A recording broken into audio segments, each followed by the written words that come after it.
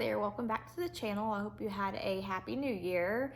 Now, I know a lot of people spent a lot of money on Christmas this year, and so this episode is going to talk about ways you can save going into the new year. A lot of people make New Year's resolutions to be healthier, to work on their self-care and things of that nature. So why not make it a point to make a New Year's resolution to be healthier in a financial way? I asked the question on my Facebook page of how much money did you spend for Christmas?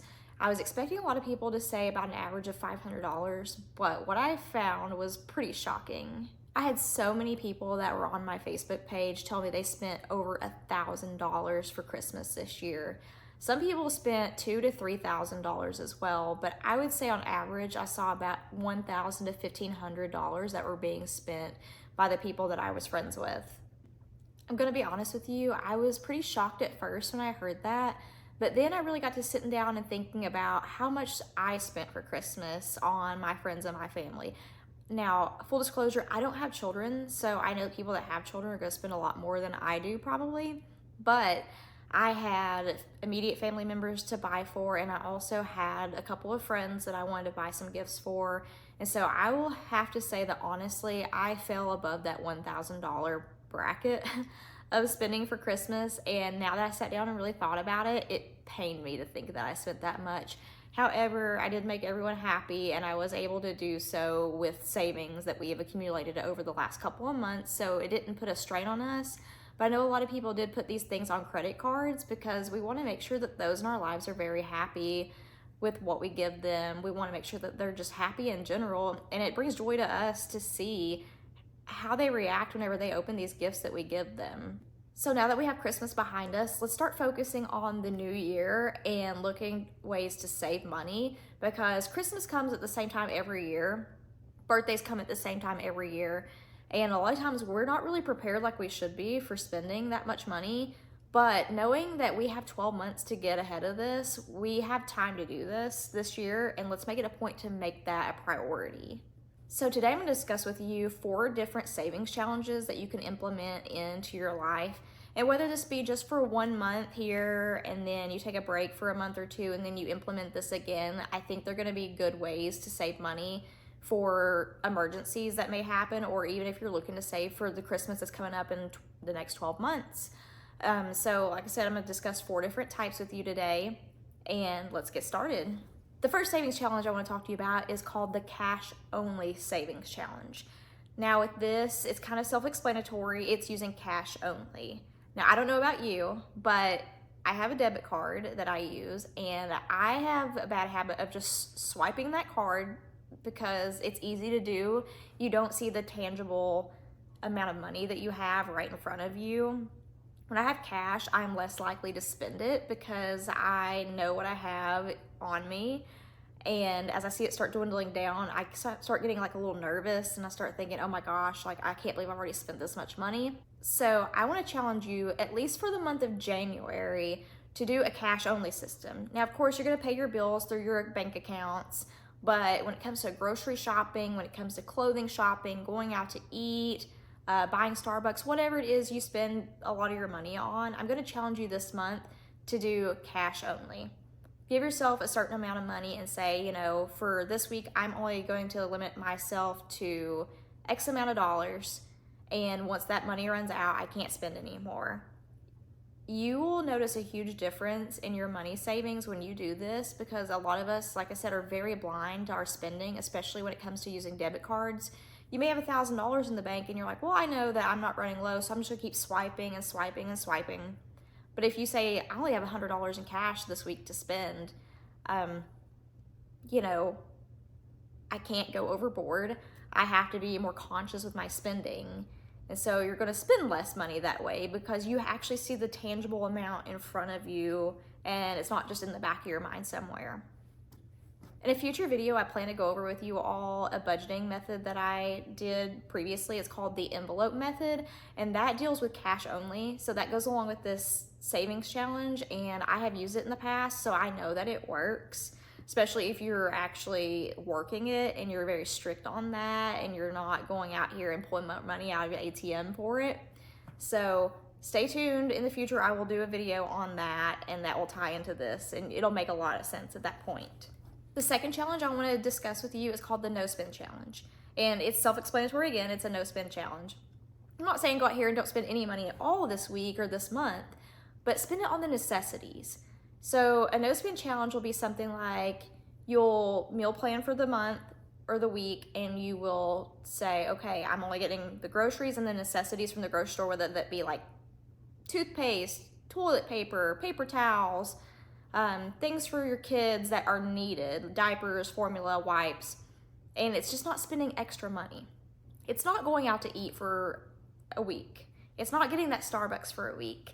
It's just not spending on unnecessary things. So I would say do gas, do groceries, and do any necessities that you might need, like hygiene items or things for the house, and just don't spend extra. See how much money you can save in a week or a month by doing this. And I know a lot of people are thinking a month's a long time to do that. And if you're new to this, just do it in baby steps. You don't have to start out with a whole month of no spend, because if you're starting out with a bigger goal like that, you're more likely to fail. So it's easier to start out with a smaller, tangible goal of, let's say, 1 week. If you go through a whole week and you're like, wow, that was pretty easy, you might want to take a week off, and because you might have something coming up where you need to go to lunch with someone or have dinner with a family member, or you just want to take your kids out for a treat, and then pick it back up another week. You could do an every other week no spend. You could work your way up to a 1 month of no spend, and you'll see a drastic change in like your spending habits, and you'll see a drastic change in your savings and your bank accounts whenever you do implement these things. The third savings challenge I want to discuss is called the Roundup Challenge. Now, the Roundup Challenge is something that I started doing about 1.5 years ago, because actually I started a new bank account at my local credit union, and they had an account that was used just for rounding up. So basically what it is whenever I go get gas, for example, and I swipe my card, and let's say that it's $34.30 at the gas pump. So that comes out of my bank account. Then an additional 70 cents will actually come out of my bank account, and it transfers to my savings automatically, and it adds up. So I know that it sounds like, if I don't use my debit card a lot, it's not really gonna add up. Well, I don't use my debit card a whole lot either, but it has added up. Now granted, over the course of 1 year to 1.5 years, it's added up to about $200, but I think that $200 is better than having nothing. Now granted, I do have other savings, but that $200 could be used for something like someone's birthday. It could be used for Christmas next year, because it's going to continue to grow as the year goes on.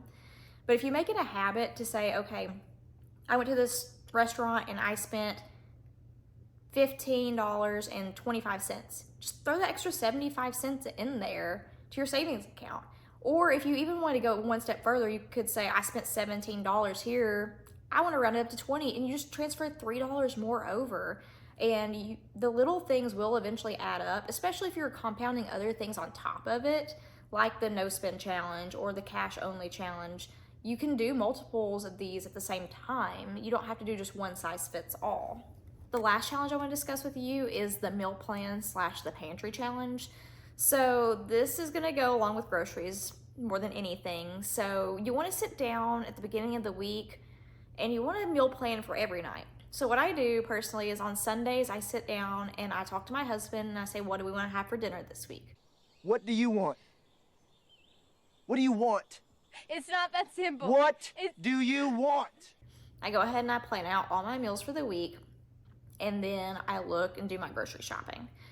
Now, one step further from that is doing the pantry challenge. So the pantry challenge is where you go into your pantry and you basically like shop your pantry, which is something that we do periodically. I don't do it about once a month, and I'll look and see what I have in there that I may have bought previously that I haven't used up, and I try to make my meals based upon what I have in there, so I'm not spending as much. I know for me personally right now, I like to go to Costco and buy things in bulk. Granted, I don't buy like produce or anything like that in bulk because there's only 2 of us in our home, but I do buy some pantry staples in bulk. So right now I have a huge case of chicken broth. I also have a lot of like pulled pork that's in a can. And so that's something that I may look into doing this week. for a meal. Is making like pulled pork sandwiches or making some chicken noodle soup that's homemade, something where I can start utilizing what I have in my pantry to help me cut down on what all I need to buy. To take this challenge one step further, you could double up on your recipes and save extra for leftovers. So for example, every couple of days, I'll make something where I'm gonna have extras, whether it be like chili or something like that, and then we'll eat on it for a day or two, and that cuts down on the cost as well because I'm not having to buy stuff to make dinner every single night. So now going into 2024, I hope that you'll implement a couple of these challenges and try them out, because one may work for you where another one may not. Or you might want to implement a couple at the same time where you do like the meal plan in the pantry along with a no spend. So again, I'm hoping that these have been beneficial for you and these have taught you some new ways to look at savings challenges coming into the new year. If you know of any savings challenges that you've tried in the past or that you think would be a good thing to implement, let me know in the comments below, because I'd love to hear it. I love hearing new ways to save money, and I love to learn from other people. So I hope that this video has been helpful. I hope you'll like and subscribe to my channel for future content that's going to be similar to this. And I hope everyone has a happy new year.